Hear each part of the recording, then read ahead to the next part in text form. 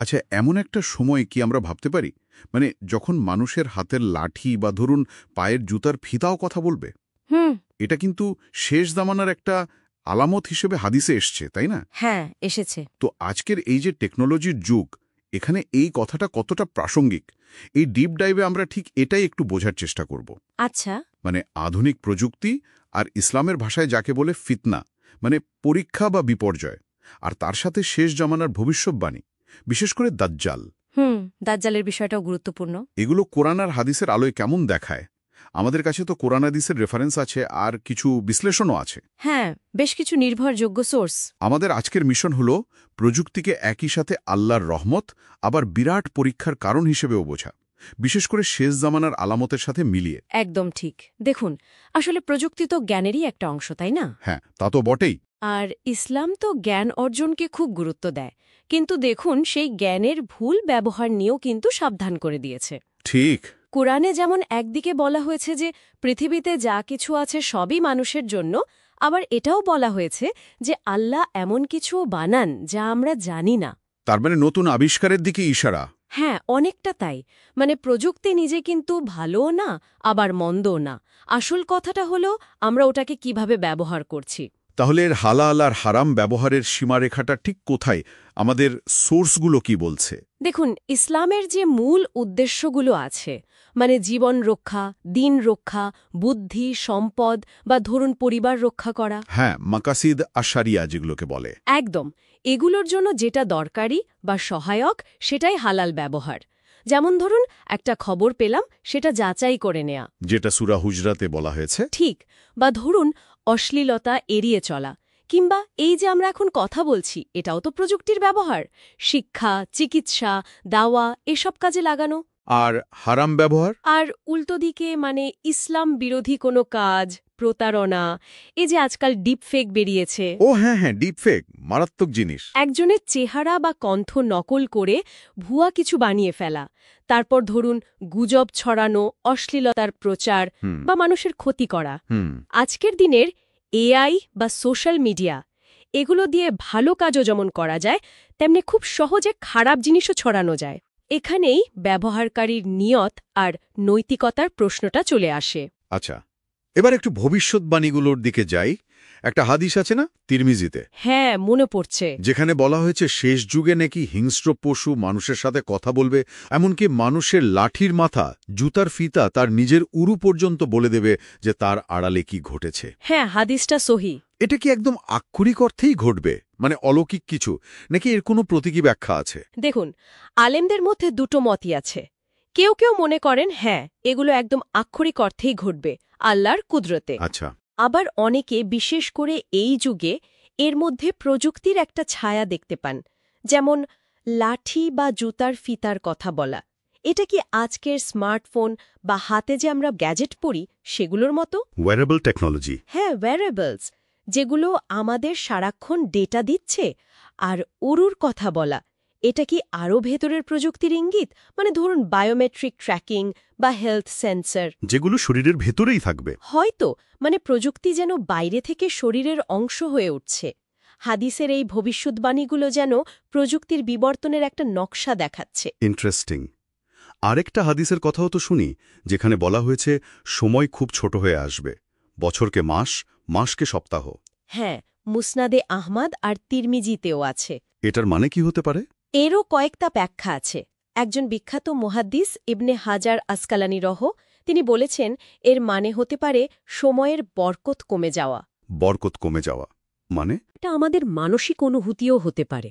আজকের জীবনযাত্রা এত দ্রুত, এত মাল্টিটাস্কিং, টেকনোলজির কারণে আমাদের সময়ের বোধটাই হয়তো বদলে যাচ্ছে। মনে হয় যেন সময় উড়ে যাচ্ছে। ঠিক, ভেতরের শান্তি বা বরকতটা কমে যাচ্ছে। কেউ কেউ অবশ্য মনে করেন এটা আক্ষরিক অর্থেই ঘটবে, তবে সেটা এখনো হয়নি। আরেকটা হাদিস আছে না, ফিতনা ঘরে ঘরে ঢুকে পড়ার? হ্যাঁ, মুসনাদে আহমদের হাদিস, খুব গুরুত্বপূর্ণ। বলা হয়েছে ফিতনা এমনভাবে আসবে যে ঘুমন্তকে জাগিয়ে দেবে, বসে থাকাকে দাঁড় করিয়ে দেবে। একদম। আজকের দিনে ইন্টারনেট, সোশ্যাল মিডিয়ার মাধ্যমে যেভাবে মিথ্যাচার, গুজব, অশ্লীলতা আমাদের বেডরুমে ঢুকে পড়ছে। মানে স্মার্টফোনের মাধ্যমে? হ্যাঁ, স্মার্টফোন বা ল্যাপটপ বা টিভি, যাই বলুন, এটা শুনলে ওই হাদিসের কথাই মনে হয়। তাই কোনো তথ্য পেলেই যাচাই করাটা যে কতটা জরুরি, কোরআনেও তো সূরা বানী ইসরাইলে একই কথা বলা হয়েছে। একদম ঠিক।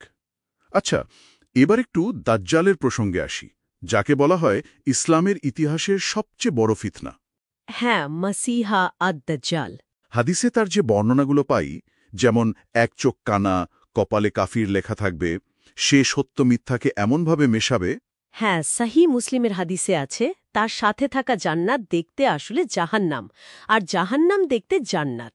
ঠিক, সে নাকি খুব দ্রুত ভ্রমণ করবে, বৃষ্টি নামাতে পারবে, মাটি থেকে সম্পদ বের করে দেখাবে।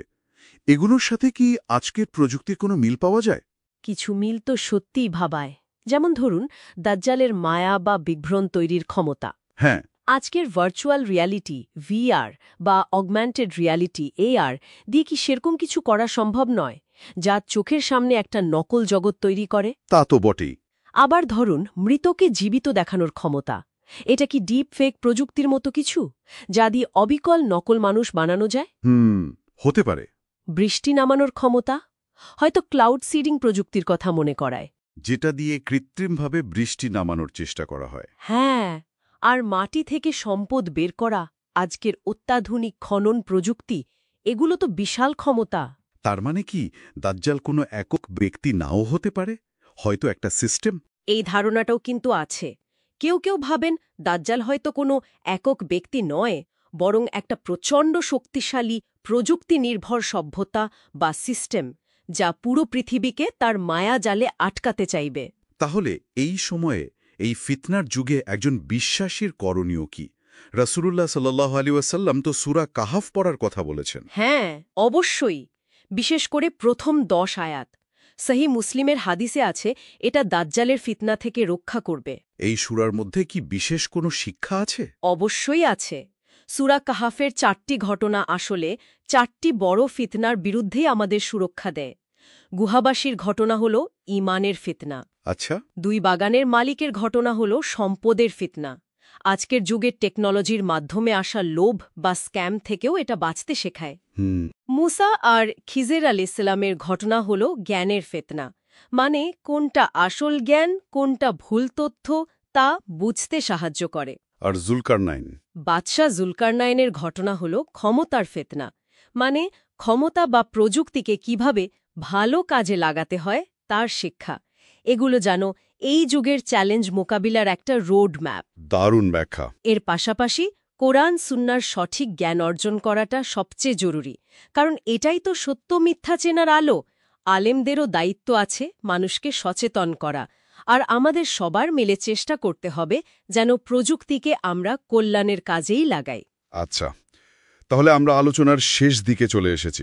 যদি একটু গুছিয়ে বলি, মূল কথাটা হলো প্রযুক্তি একটা দুইধারী তরোয়ারের মতো। একদম। এটা আল্লাহর বিরাট নেয়ামতও হতে পারে, আবার ভয়ঙ্কর ফিতনার কারণও হতে পারে।